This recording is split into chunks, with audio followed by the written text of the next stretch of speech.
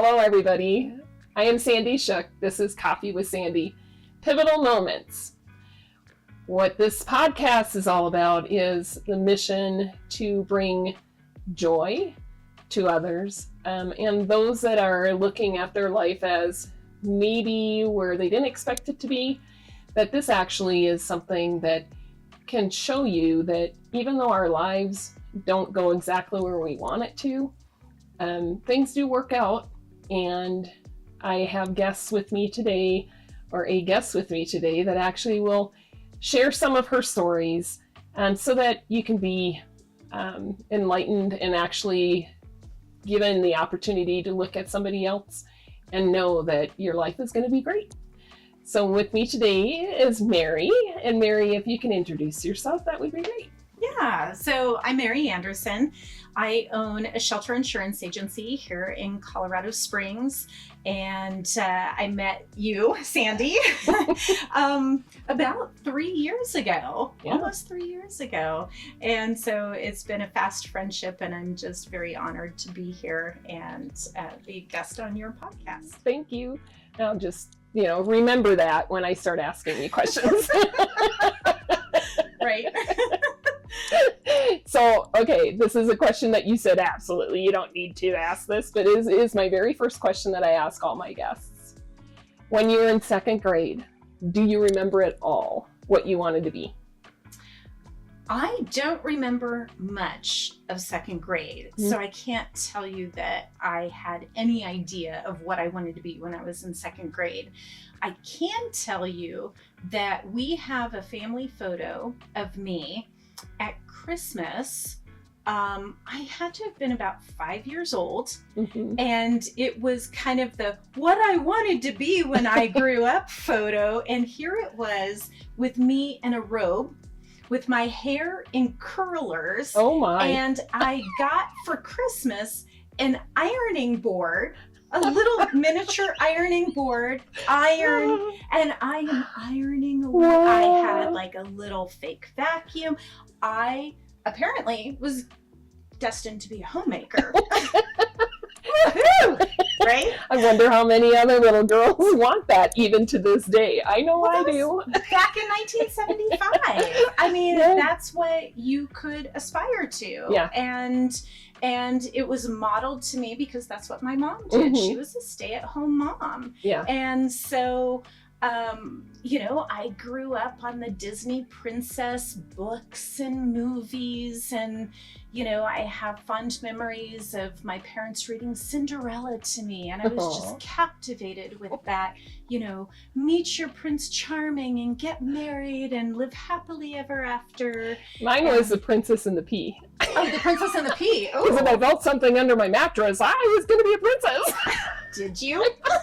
Did you feel anything? Probably, but I'm no princess. Maybe in somebody else's eyes. Maybe. Right. You're a princess somewhere in some form. But,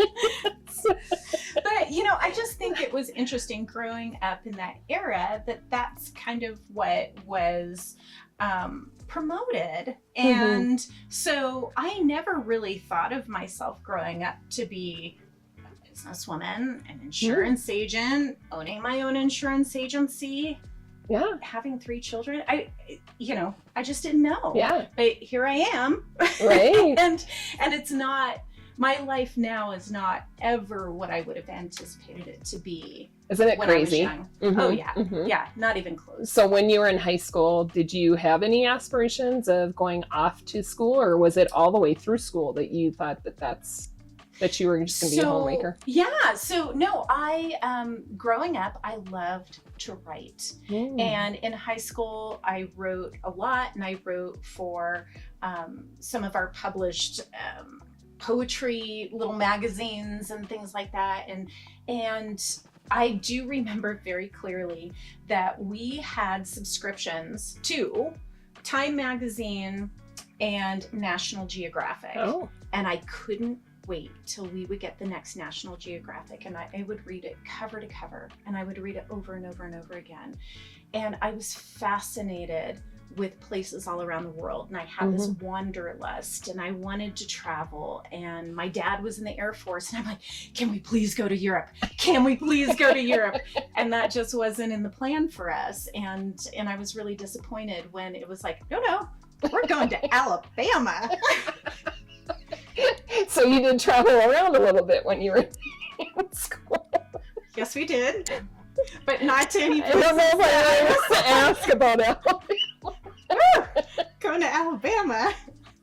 No one that I know of has ever said, yay, we're going to Alabama. Nothing against Alabama.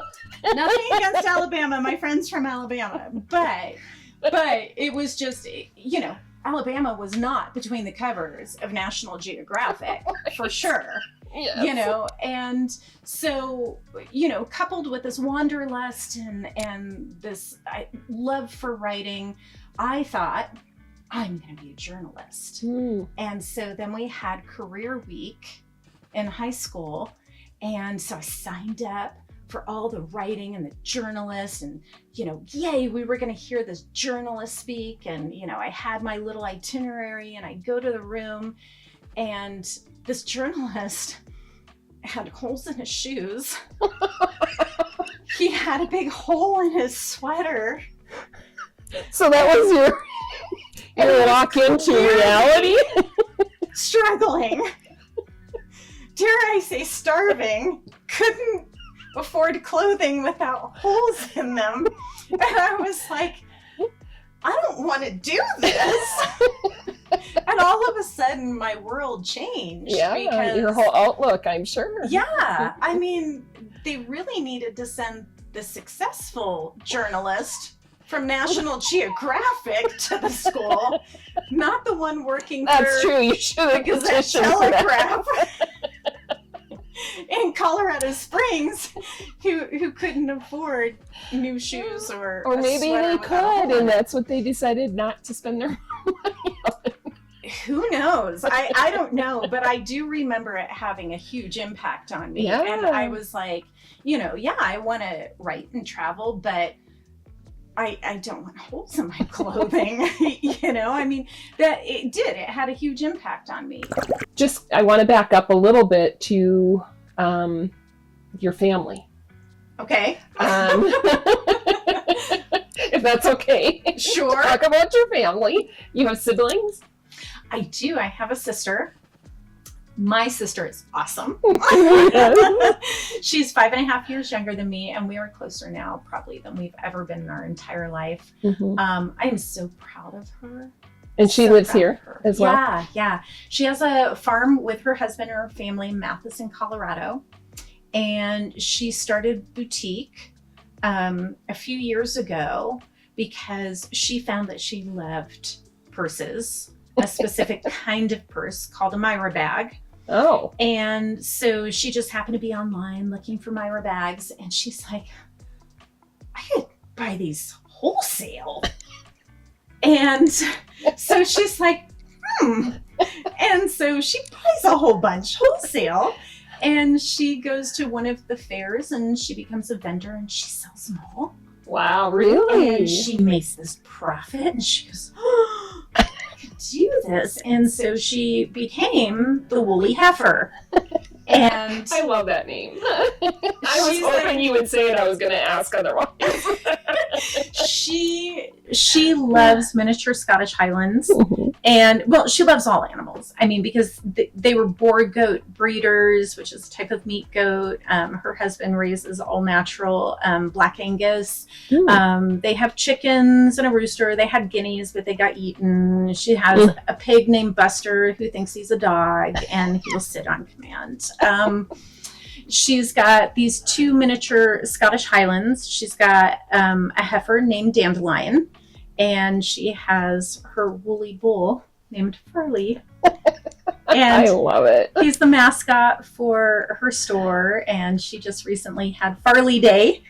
She brought Farley to her store because she's now opened a storefront. And where is that? It's in Peyton, in the Peyton Ponderosa. So she's helped to like regentrify this little look like an old ghost town. Yeah.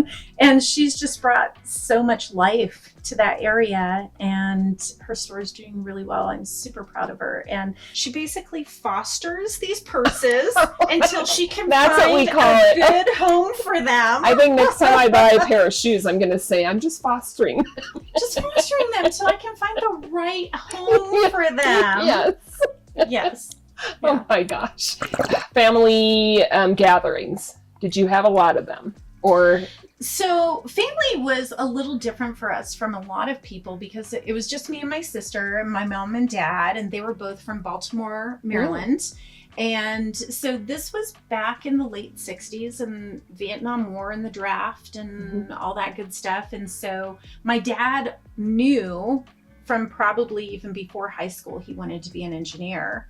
And so he didn't want to get drafted. So he preempted that and he's like, I'm going to join the Air Force and I'm going to be an engineer. Wow. Okay. Yeah. And so Was he able to be an engineer in the Air Force? he then? was. Wow. So he had the right leadership then. Oh yeah. Oh, very nice. So he, so as a result though, we didn't live in Maryland. We weren't near family, and we would go back, and our vacations consisted of going back and visiting family and family reunions. But for the most part, it was just our little family unit, you know, the four of us.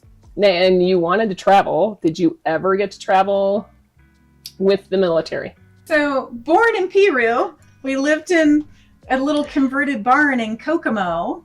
Oh. And then my dad got shipped off. We moved to Alabama, and that's where he went to college at Auburn. And so that's where I learned to talk. So every now and again, Yes. and I'm not proud of it. Well, I'm from Minnesota, so you know. Minnesota. My accent comes out. I got a little tired, or you know, because I learned to talk there and sing songs like "The Farmer in the Dale," and so. Not a good time. So from there, we moved to California. Oh, okay. And then to Ohio. And my dad was stationed there for quite a long time, about 5 years. And then we got to go back to Alabama. I'm like, no.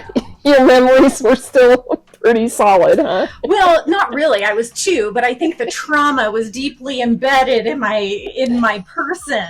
So, okay, you were still in college. So did you end up getting a degree, or I did. and Yeah. what's the degree in? Psychology. Oh, so you did. Okay, good Yes, for you. and so I actually at that point was a little burnout. I got married, and 2.5 years after my son was born, my daughter was born, and both of them had medical issues. They had severe reflux. You know, my son had surgery, what's called laparoscopic Nissen fundoplication, Oh my to goodness. help prevent.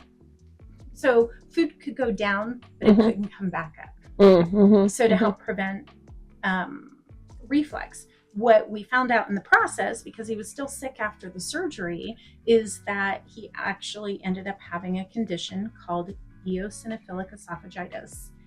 EOE for short. So basically take food allergies, and it gets so severe that it actually starts causing cellular changes in the esophagus. Oh, wow. And so we ventured down the road of lots of doctors, therapists, therapy, special foods, special formulas, all the stuff. You know, my second child, my oldest daughter, was born, and within 2 weeks, she started exhibiting the same types of symptoms. So she had the surgery early at 6 weeks of age. And then that's when we really started discovering the whole food allergy connection for both of them. And so I worked very closely with the lactation nurses of the hospital. I actually became kind of an expert in what we could eat, what we couldn't eat, because I was nursing. And so I had the hospital directing women to me as a resource. And so I started a little support group in my home, and I had That's other so moms. crazy, Mary. Wow.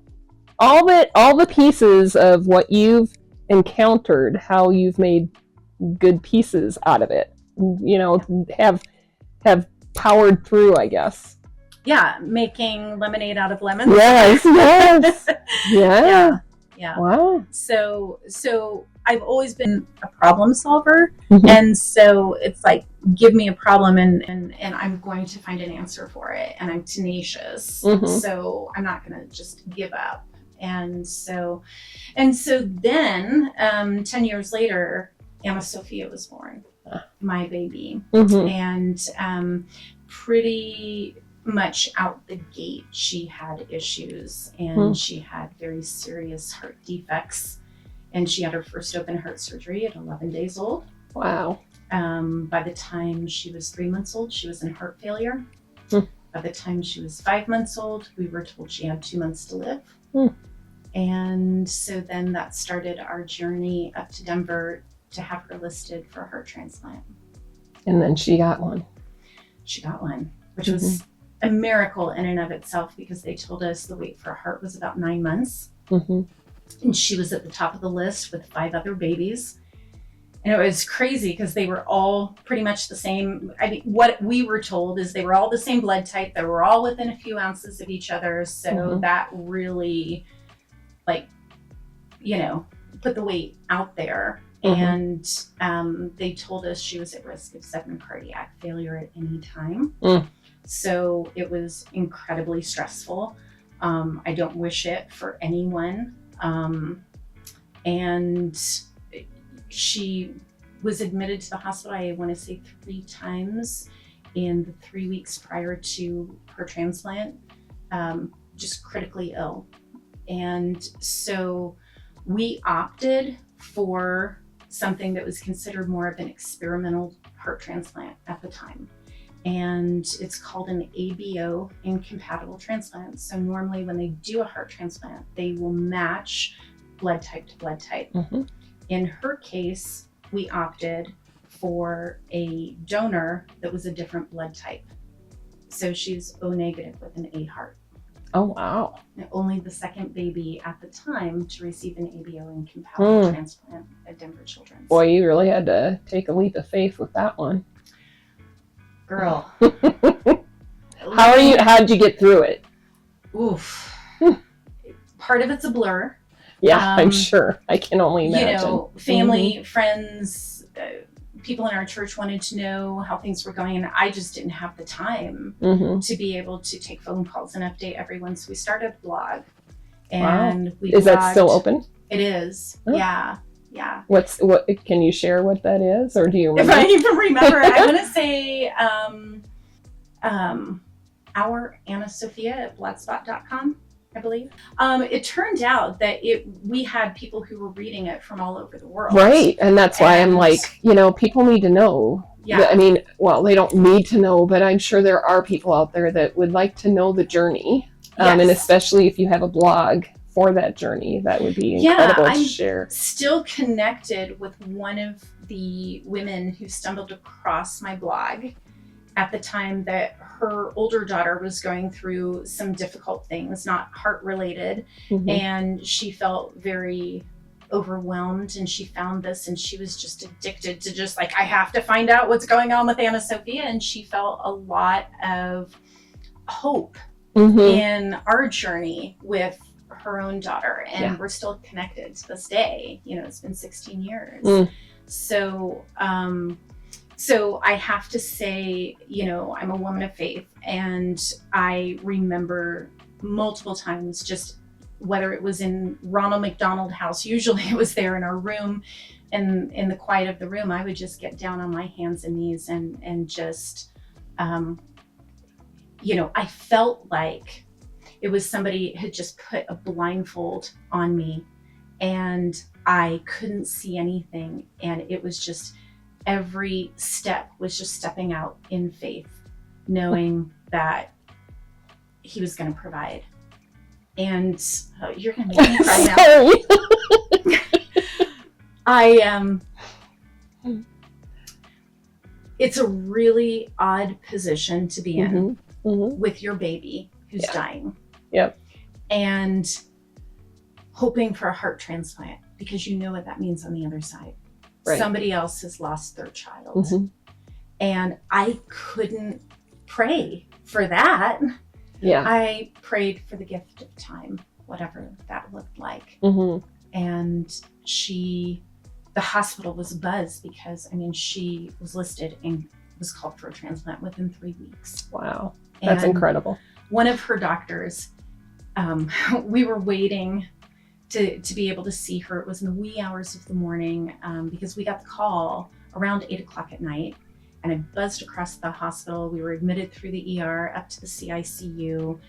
She was taken back about 10:30 that night. So we were up the entire night. So in the wee hours of the morning, one of her doctors came running down the hallway and he's like, I've heard she's getting a heart transplant. He goes, I am not a man of faith. He goes, this is a miracle. Wow. And he said, if ever one of my kids are sick, he's like, I'm calling you. You can get on the bat phone with God and tell him. And I looked at him and I'm like, well, you can pray too. Right. I can show you how. and it's really an odd place to be, that whole journey, because there were babies that died when we were there. There were other families who got called for a heart transplant before us. And their child died and didn't make it. And so I can't say that I had any magic formula, and I can't say that, if you pray, it's going to go exactly the way you want it to, because there's no guarantees. I don't know.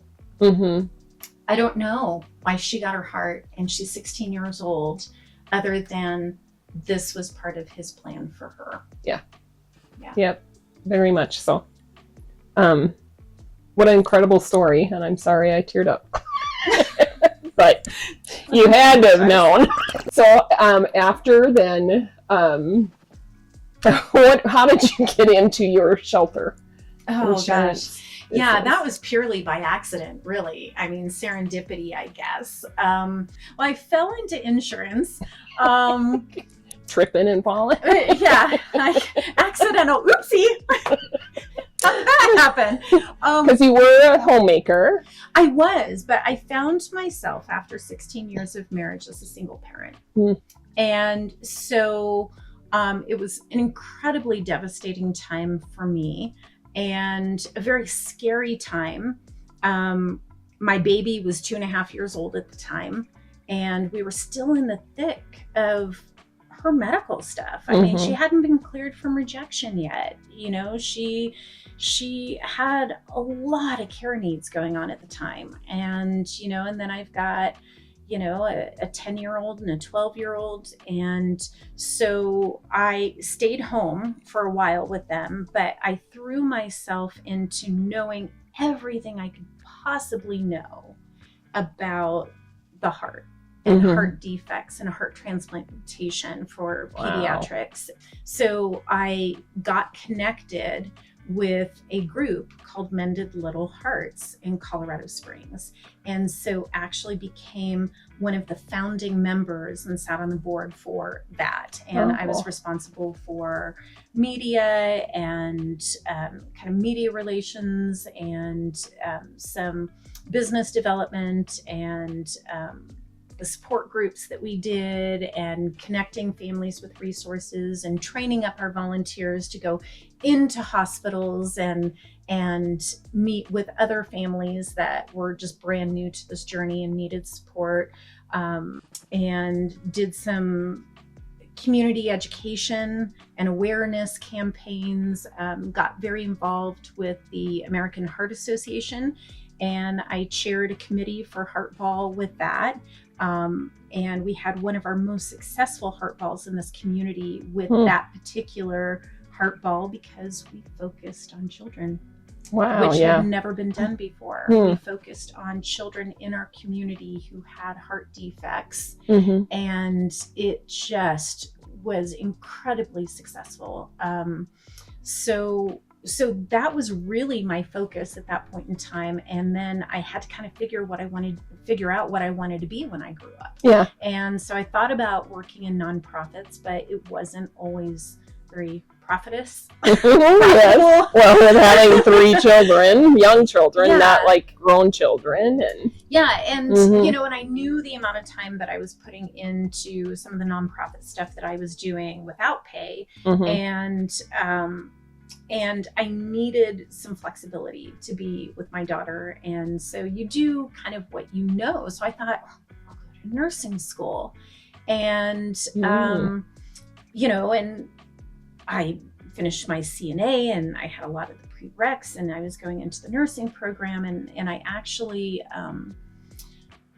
the 2 ladies who were in charge of the Bethel School of Nursing, I was going to do a bridge program for BSN in nursing, and they said, you know, we have a wait list for this program, and you meet all the requirements. We're super excited about you. However, we also know the demands of having a child as young as yours with a heart transplant, and when they get sick really sick really fast, and we don't want you to have to be in a position where you have to make a choice between career and child.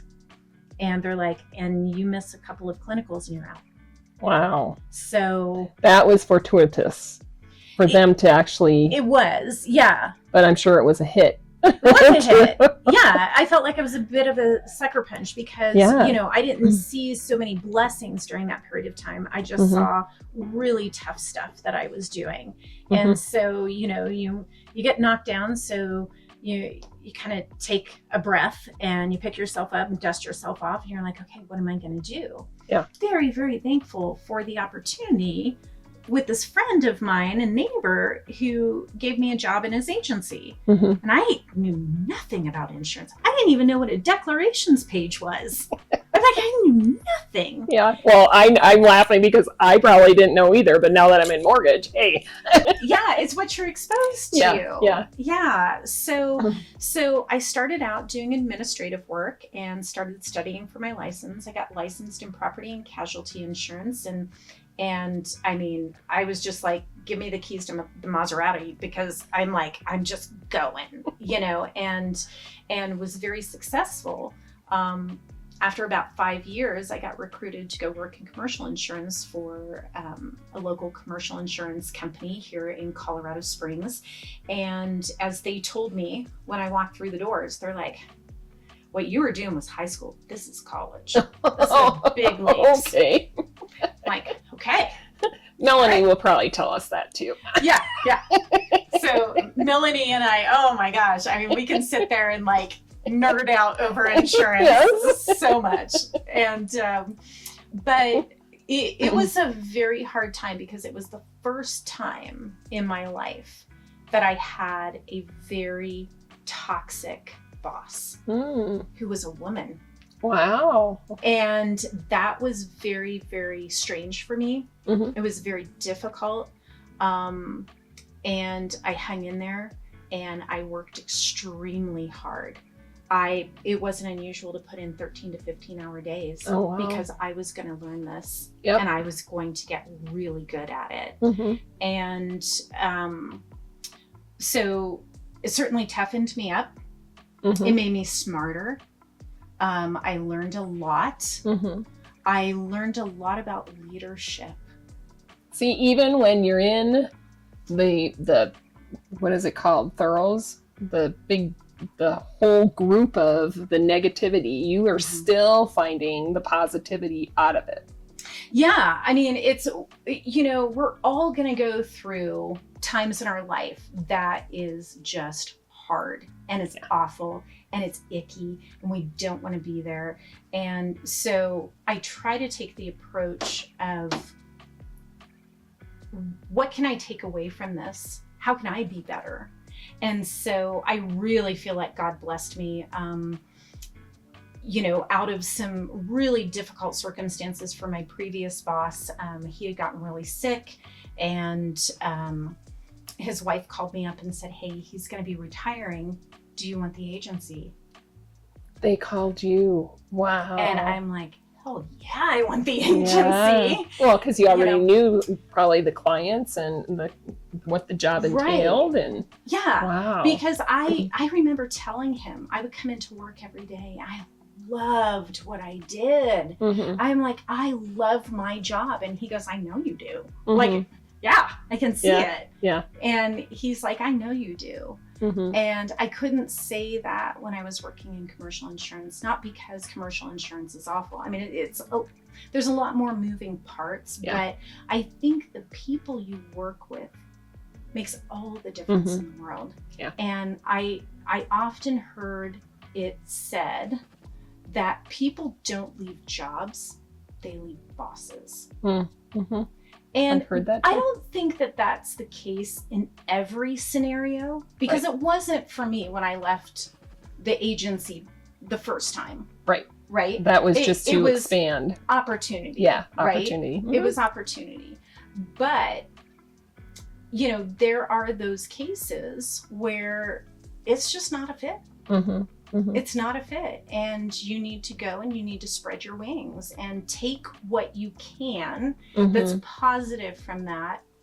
Yeah. And spread your wings. I was talking with somebody just today on a Zoom call, and she and I were talking about when I was 20, I moved out here. Yeah. And I still wish that I could convince me now at this age that my 20-year-old self was so willing to just take chances. Yeah. You know, who cares? You know, what's the big deal if it doesn't work out? Guess what?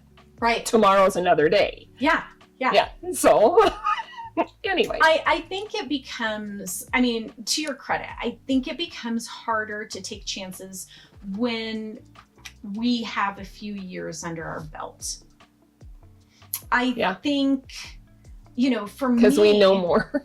Maybe it's because we know more, but I think we have more to lose too. Mm-hmm. However, I think there are some lessons about being able to step out in boldness.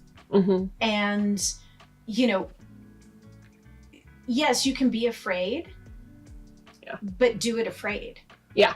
You know, do it anyway, in spite of that, because I think even if you're doing a public speaking event and you get a little nervous, that's okay, because it helps you to be really on top of your game. Yeah. You know, so a little bit of that is good. So one of the questions I'd like to ask you is, if you ever do get into a funk, how do you try to get yourself out?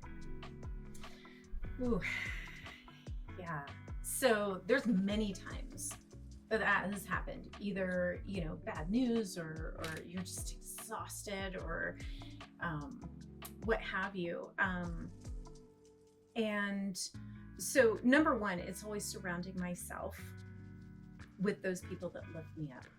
And you always should have that person you can call. No matter what time, that you know that you can just spill it and they've got your back. Yeah. Whether it's a shoulder to lend, an ear to lend, a hug, go out and have coffee, have a glass of wine. That's important. I've been blessed with a lot of great friends like you that help me do that. So yes. I mean, I think I do sit here and think my tribe of women that I have in my life are absolutely priceless. I mean, that is huge. Yeah. And my sisters and my brother. And my family that supports you. Absolutely. I would say sometimes I get so busy with life that I forget my meditation and prayer time in the morning. And so sometimes if life gets a little tough, I'm like, that's it. I have to start the day with meditation and prayer. And that's very grounding. That's really, really important to me. I think being able to take a moment, take a breath, and surround yourself with family. I mean, whether it's just one of my daughters or, you know, some other family members, I think it's just important to recenter and go back to basics to ground yourself. Yeah, find your tribe and know what works best for you to get yourself out of that. For sure. And then last question is, do you have a bucket list? Oh gosh. I've had a lot of people say they don't really have a bucket list, but they, Mine is definitely travel. Yeah. I would say there's too many places to even list that I would want to see.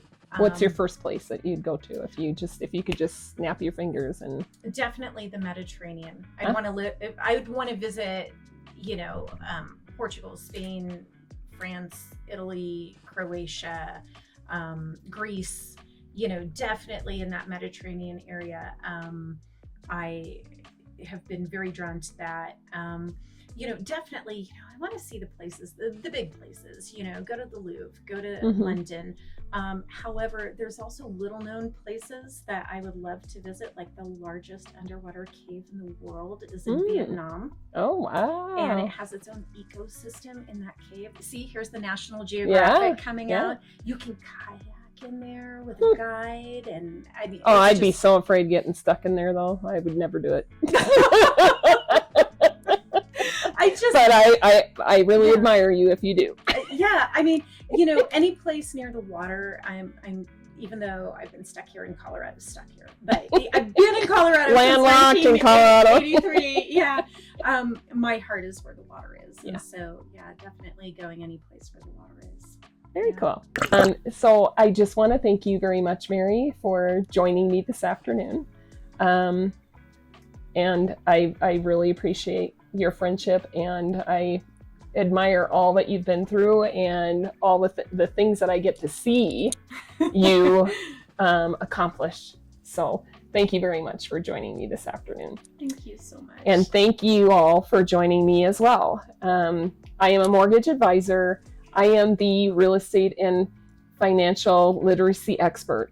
What that means to you is I'm a loan officer that actually can look at your finances to determine whether you can actually purchase a home, if it makes more sense for you to stay in the home that you're in and refinance to get you more money at the end of your month, or otherwise maybe even getting into investment properties.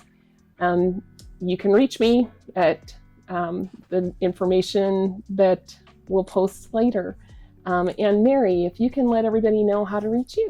Yes. So thank you, Sandy. It's been just such a pleasure today. So I own a shelter insurance agency here in Colorado Springs, and you can look me up online, Mary Anderson Shelter Insurance. It will take you to my website, and you can also call me at the office at 719-632-0607. And I look forward to helping everyone here in the community with their insurance needs. Thank you, everybody. See you next time.